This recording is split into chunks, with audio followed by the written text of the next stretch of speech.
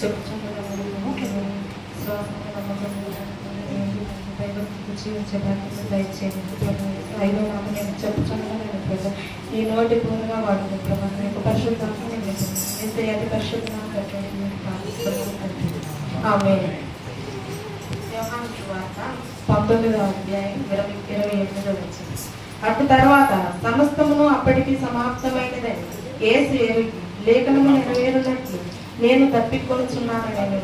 లేఖనము నెరవేరునట్లు అంటే ఈ లేఖనము రాయించినది ఎవరు? పరలోకపు తండ్రి. పరలోకపు తండ్రి లేఖనము నెరవేరాలని యేసుక్రీస్తు వారు పరలోకపు తండ్రి ముందుగానే రాయించాడన్నమాట. యేసుక్రీస్తు వారు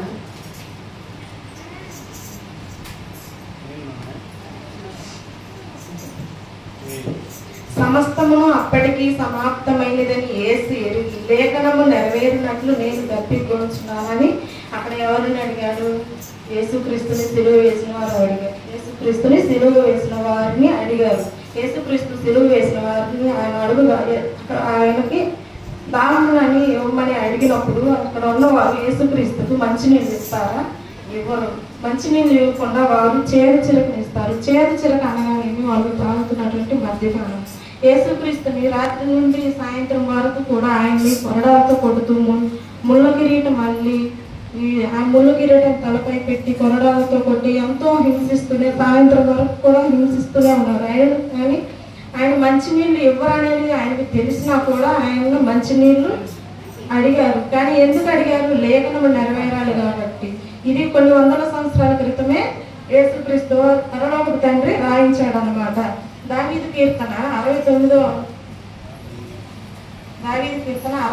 అధ్యాయం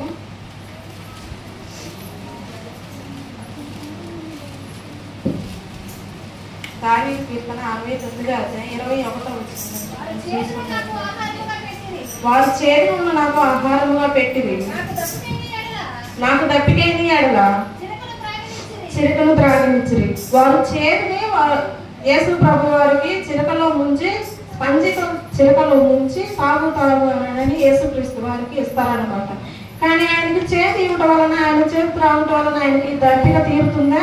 తీరదు. కానీ మంచినీళ్ళు ఇచ్చినా కానీ ఆయన దప్పిక తీరేది కాదనమాట. ఇదే మాట యేసుక్రీస్తు వారు ఇంకోసారి పలికారు. అది ఎక్కడ పలికారు?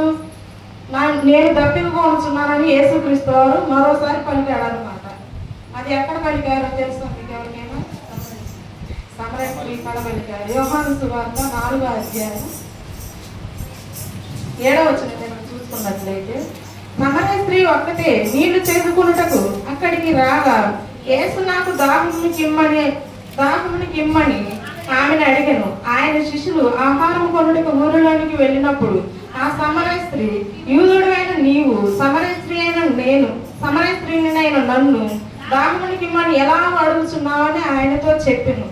ఏలయనగా యూదులు సమరయులతో సాంగత్యం చేయరు. అప్పుడు యేసుక్రీస్తు వారు అంటారనమాట, నేను నిన్ను అడుగుట కాదు కానీ నిన్ను అడుగుతున్న వారు ఎవరు అని నీకు తెలిసి ఉంటే నీవే నీళ్ళు ఇవ్వమని అడుగుతావు. కానీ ఆయన ఇచ్చే నీళ్లు ఎప్పటికీ దప్పికగా అని అంటారు. అందుకు యేసు, నీవు దేవుని వరమును నాకు దాహమునికి ఇమ్మని నిన్ను అడుగుతున్నవాడు ఎవడో అది ఎరిగి ఉంటే నీవు ఆయనను అడుగుదు అని ఆమెతో చెప్తాడనమాట. ఇక్కడ యేసుక్రీస్తు వారు